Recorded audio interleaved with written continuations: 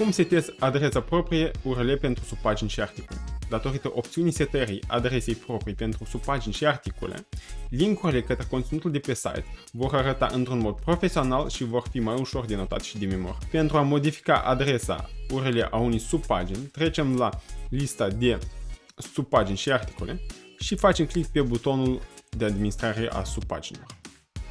Deschidem detaliile subpaginii dorite și introducem terminația noastră.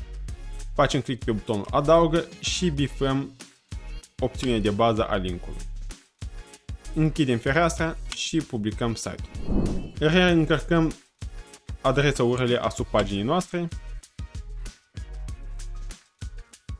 După cum vedem, adresa URL a subpaginii a fost modificată.